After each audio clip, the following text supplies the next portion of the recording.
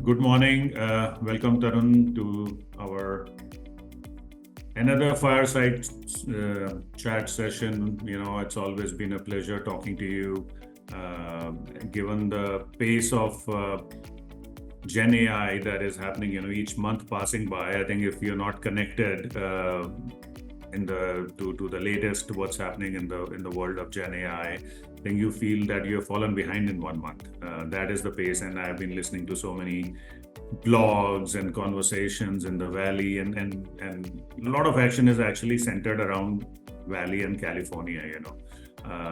Something that Silicon Valley has been living up to its name, and your presence in California is something that we value, and given that Indegene has been in news for all good reasons for having gone public. So congratulations on that.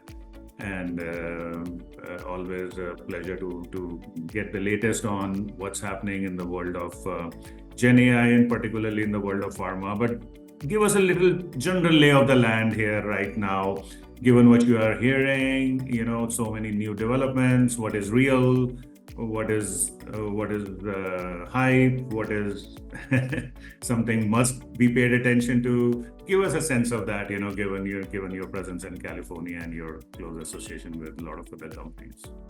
Sure. Yes, Sanjeev, and it's great to see you again. And you're right, things have moved really, really quickly in our space. And what happened even 30 days ago seems legacy, right? So we definitely see the world moving very quickly, and I think you're right. We should be connecting more frequently to talk about these changes and learn from the experiences that we're all seeing. I know even the folks who are listening or watching this would have a lot to contribute to that narrative.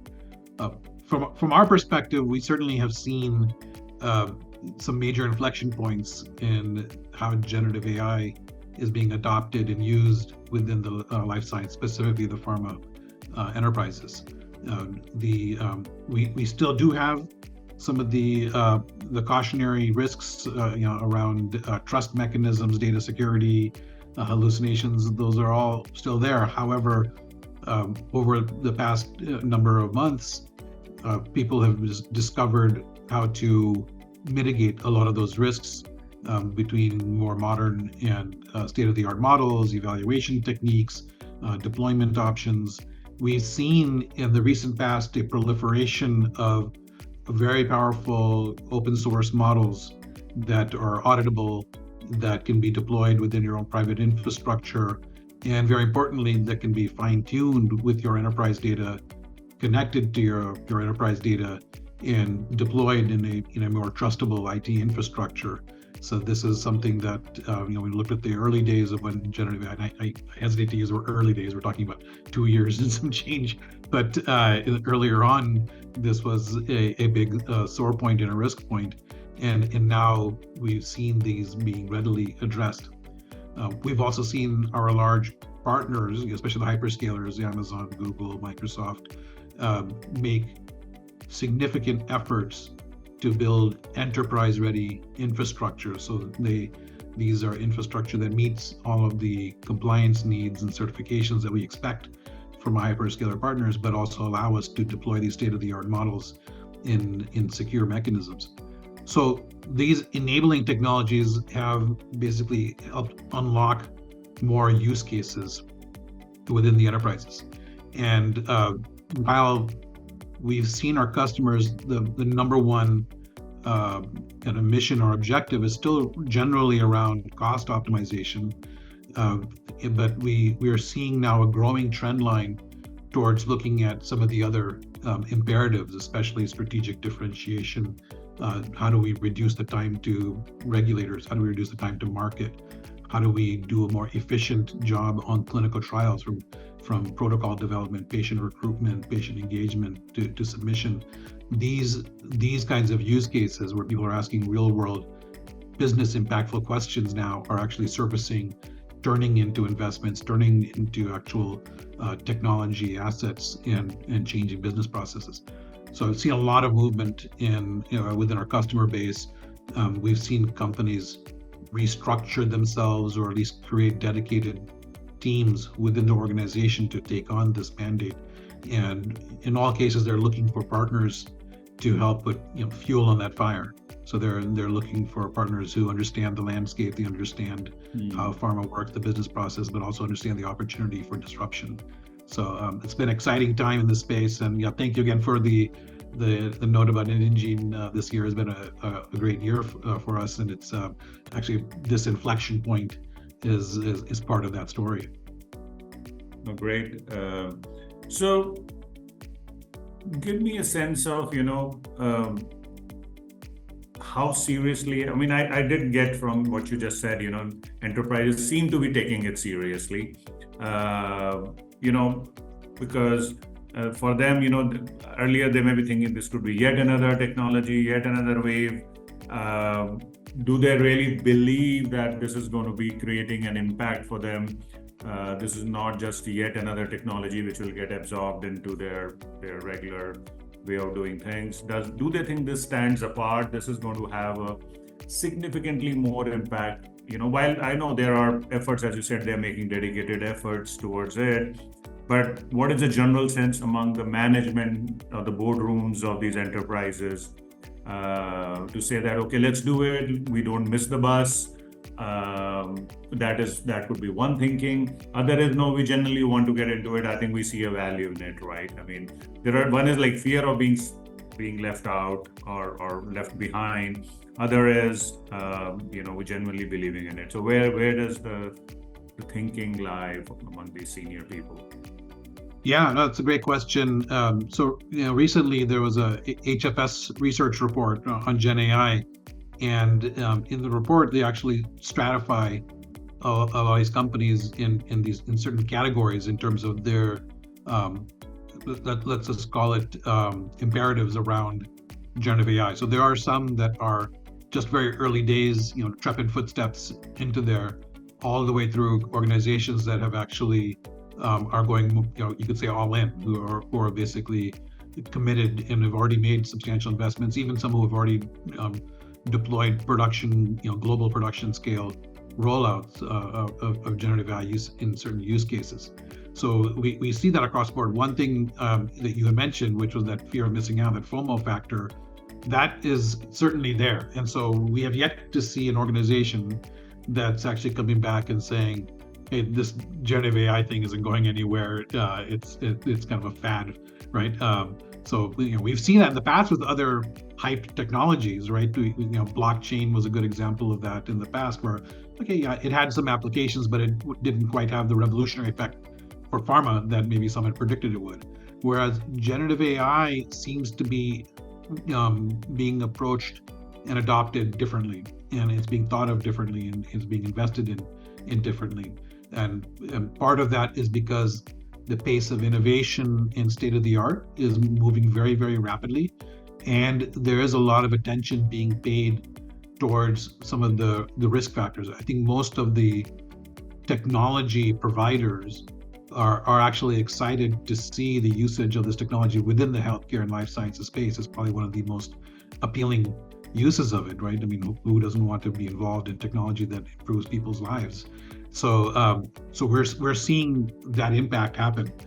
That fear of missing out component, though, is very interesting, because that also, when you combine that with the rapid pace of evolution of technology, then the idea of being locked in to a single model or building an architecture or framework or a solution that is tied to one specific method, that is a bit risky, right? Because in 6 months, you'll already be obsolete.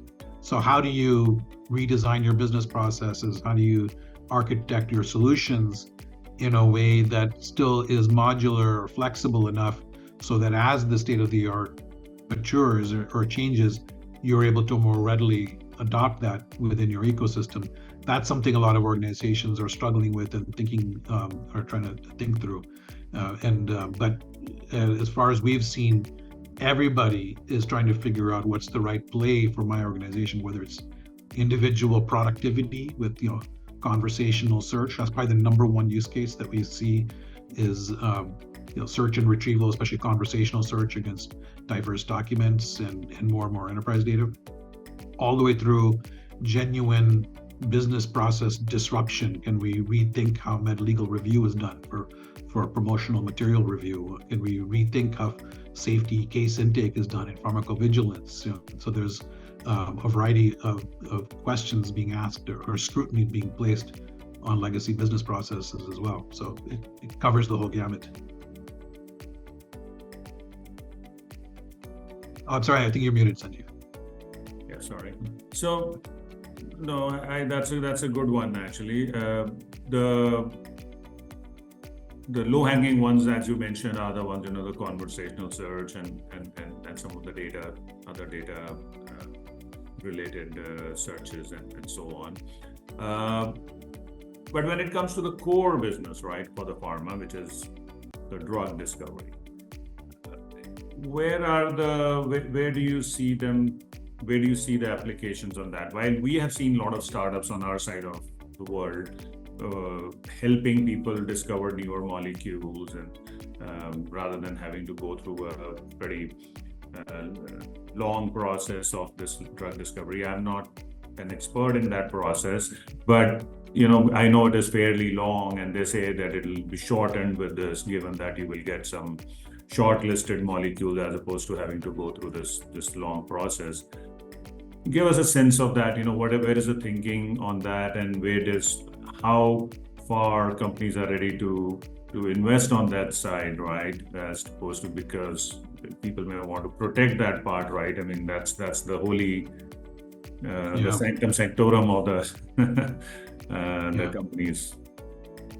Well, we certainly have seen recently the usage of this new technology in the drug discovery and clinical research phases. So in drug discovery, the ability to identify biomarkers for disease, that's greatly enhanced and is much faster using some of these technologies. And I know NVIDIA has been kind of championing some of these related technologies. We've seen predictive modeling for clinical discovery are able to give researchers more insights closer to real time.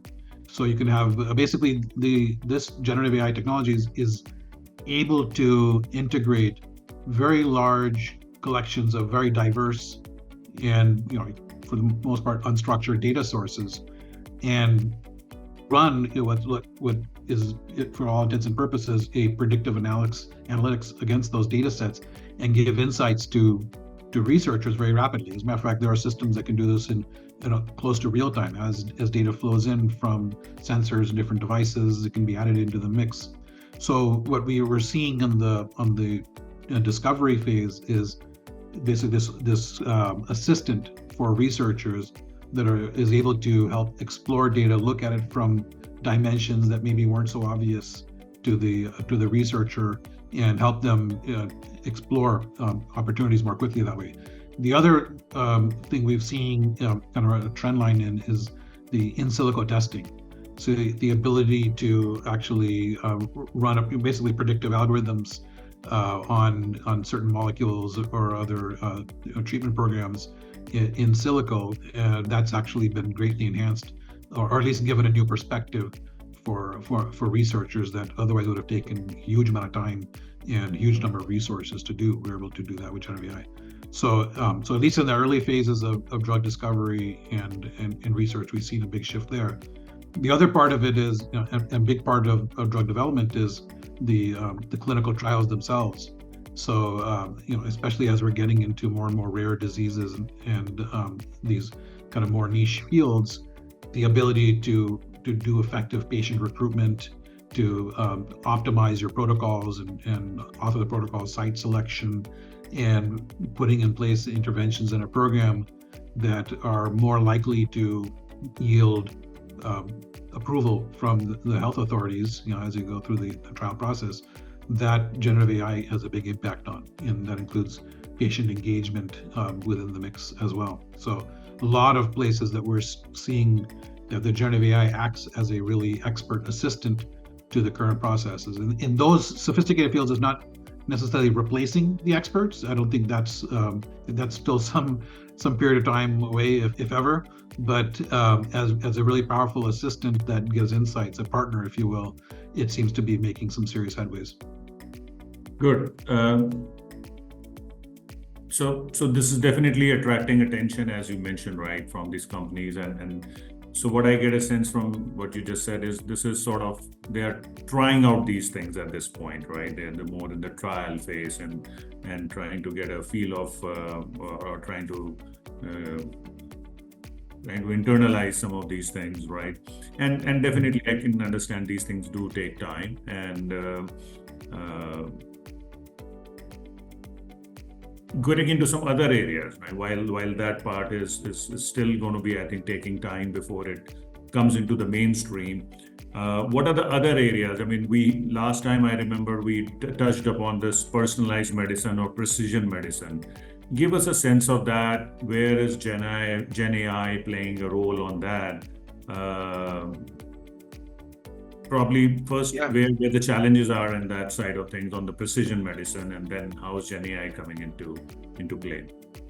Yeah, so personalized medicine, precision medicine is certainly an area where GenAI can change the equation in pretty significant ways. So what we're seeing is that pilots, and I don't know if there's any in large-scale global rollout yet, but we certainly have seen early research, and we've seen a number of organizations, pilot programs, where using generative AI to integrate and synthesize diverse data, patient-level data, near real-time, that gives insights back to the caregivers, back to the drug researchers, and also back to the patients. So you have personalized therapy programs, so the AI acts as an assistant in the actual ongoing therapy and procedures or protocols for the patient, but also during the personalized medicine phase, we're actually developing medications, having that those individual patient level biomarkers identified to help identify possible candidates where a molecule would be more effective or where they may have resistance to a drug. That ability, these language models, these large models that are really fine-tuned for this purpose, seem to be performing with some pretty compelling results. So while I don't think, like I said, I'm not aware of any major product today launched that's based upon that work. I have seen a lot of research done within the pharma that's showing the trend line is certainly pointing that way, and there's quite compelling evidence to show that generative AI within that part of personalized medicine, from being able to help design the right molecules to constructing and executing the right therapy program at a very personal level, it seems to be very effective.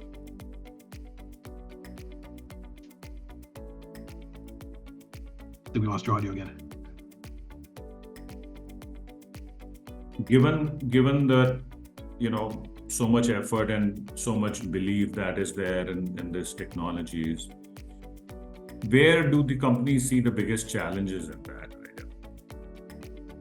So with generative AI, there's a number of areas that continue to be challenges. Number one is just we are, even just in our conversation, we talked about a variety of use cases, right, from clinical drug research through post-market pharmacovigilance, and we have content writing for commercial applications, for medical writing. So there's so many different use cases. So how do you prioritize the most impactful use cases, ones where you can actually realize an ROI in a pretty trustworthy way? So, and how do you re-engineer the processes for those? So the whole construct around prioritizing your investments into the right areas, given what today's state of the art of the technology is, and come back to your CFO with a real business case with some sort of measurable ROI. So that certainly is one area.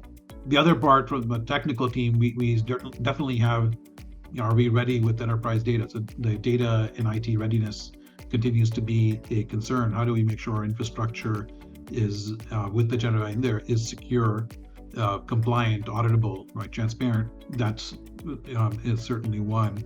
And then we're also seeing, as these AI models get more and more sophisticated, the enterprise data being usable and accessible to the generative AI agents, there's this growing kind of impedance mismatch between those two. That means the ability for the generative AI to directly leverage enterprise data has been challenging for organizations because they've set up and architected their enterprise data for different end users, if you will, right? They're set up for these BI tools or for human analysts. They're set up for more static level reports.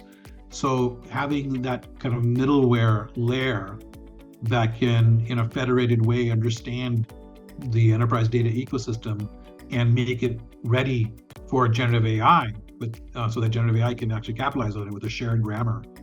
That is certainly one. So that data and IT readiness factor, the data infrastructure, is certainly one.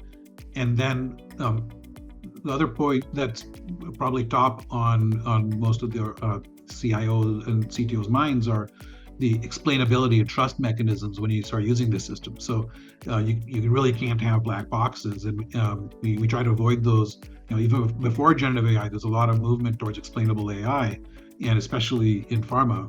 And here with generative AI, it's resurfaced in a big way because many of these systems appear to be, for all intents and purposes, black boxes.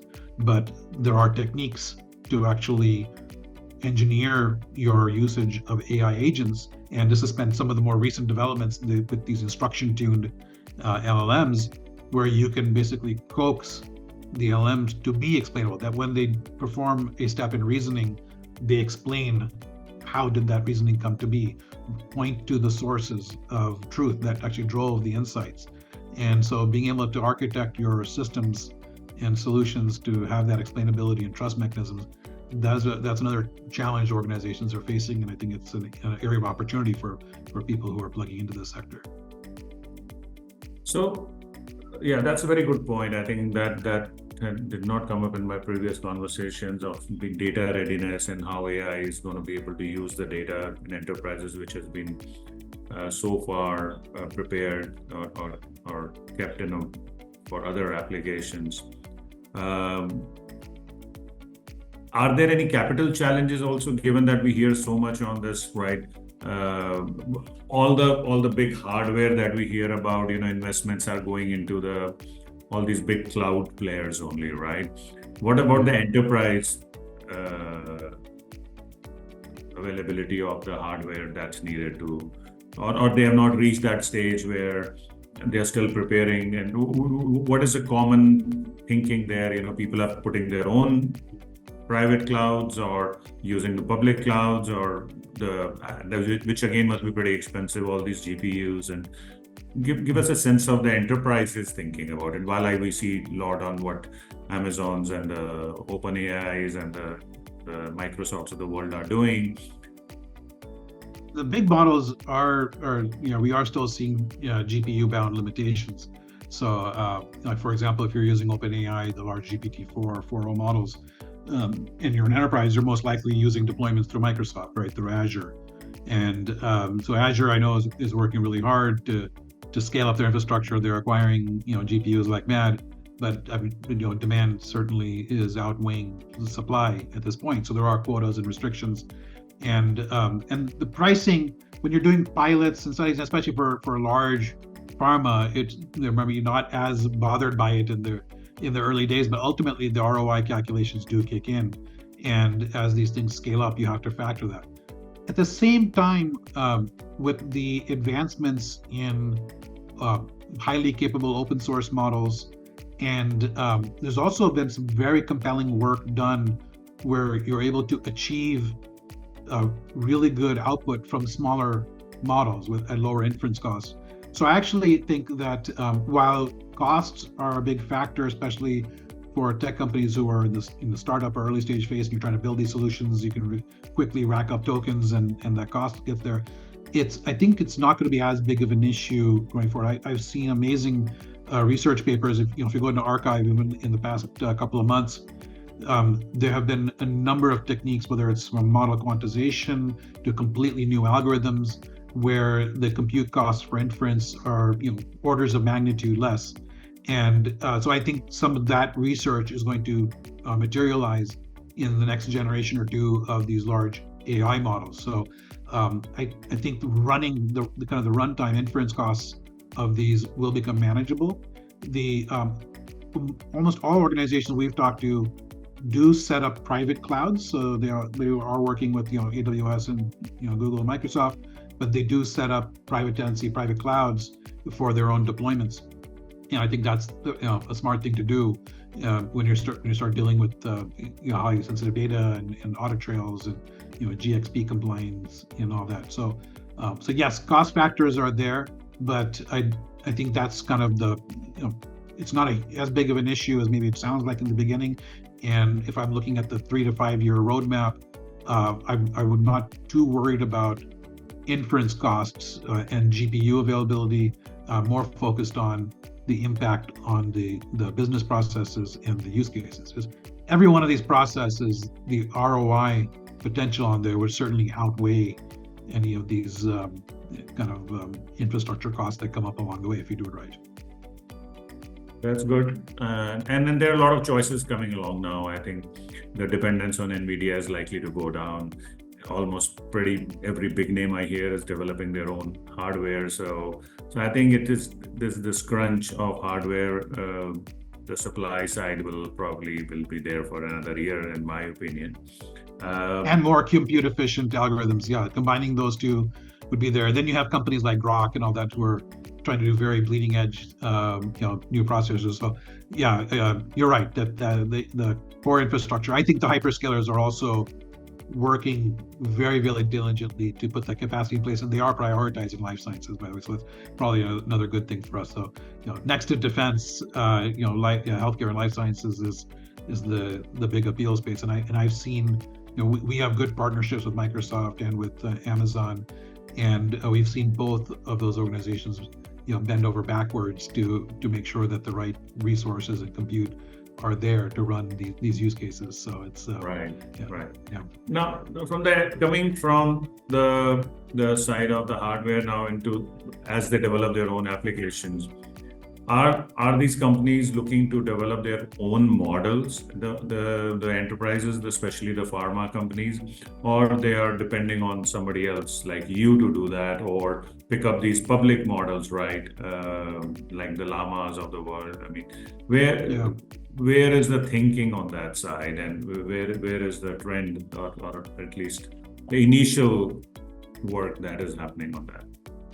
Yeah, we've seen a few go down the road of trying to build their own model from scratch, but I think that's the exception rather than the rule, and I put that more in the experiment camp.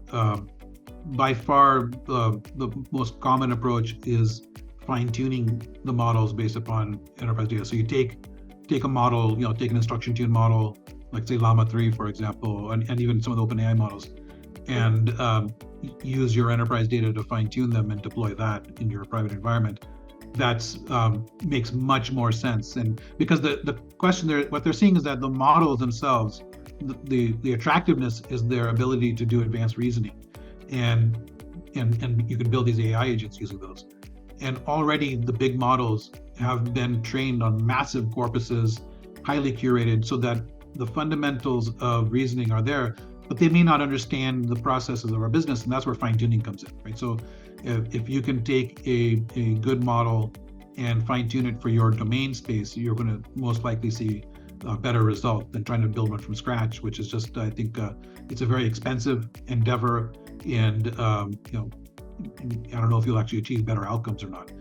They are looking at we have seen a couple of organizations try to build their own data science, data engineering groups to do this themselves internally, but more commonly it makes more sense to work with a partner who can actually do that exercise, who understands not only the engineering principles, but this is a case where effective fine-tuning model is 50% tech, it's 50% domain.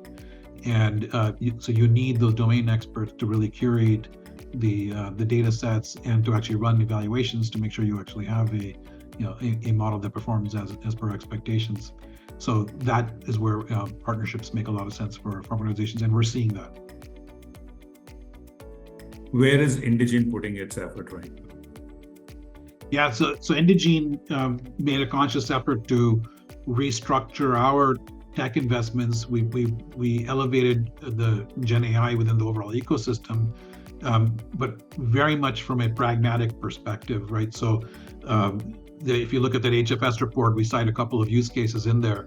So we're spending a lot of time on the content side of the story, because when I say 50% domain, 50% tech, it's true for us as well. And so Indegene has a 25-year history of being content partners, right, from clinical through commercial.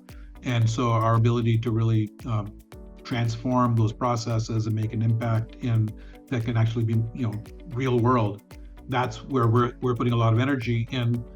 And actually for us, it makes a lot of sense. If you look at drug development, such a huge amount of time and money goes into creating regulatory submission documents. Even after all the discovery, all the scientists have done the work, you have the pill in your hand, it can still be a year and a half before patients can actually benefit from that work. What if you can condense that time significantly? That's, we're, keenly interested in that. What's interesting is that because the technology here is so domain intensive, that the language of developing technology is now the language of we call it, in tech world, we call it DSL, domain specific language, but it's basically plain English, right? Is when you're creating these prompts and you're tuning these agents, that the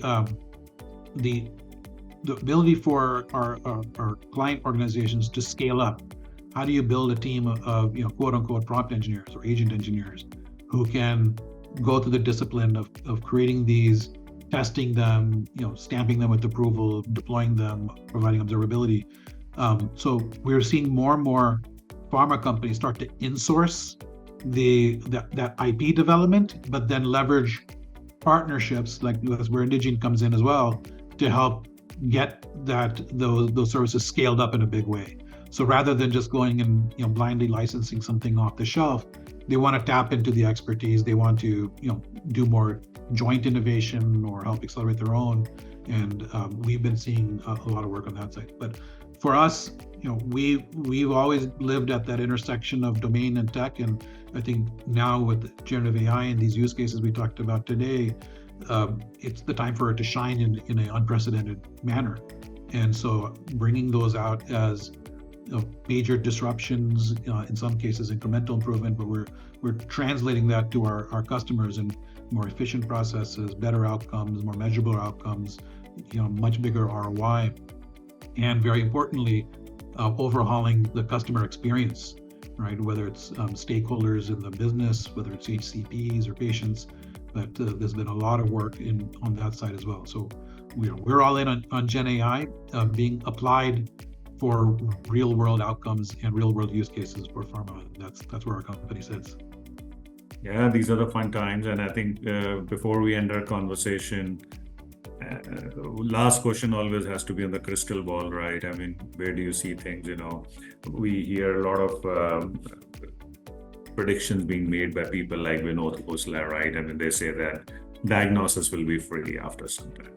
Information will be free, and so everybody will have a 24/7 doctor available to them. Maybe he's talking 20 years from now, but if we shorten the time period for next 2-3 years, where do you see the maximum adoption of these technologies, and what's going to actually change? One is the incremental effect, the other is where do you see some paradigm shift happening? Well, it's interesting. So many of these tech companies and very credible people are predicting human level and superhuman level intelligence within the next couple of years. So we're not talking about a 10-20 year horizon. People are talking less than 5 years, which is, it's just mind-numbing to think about what the implications are.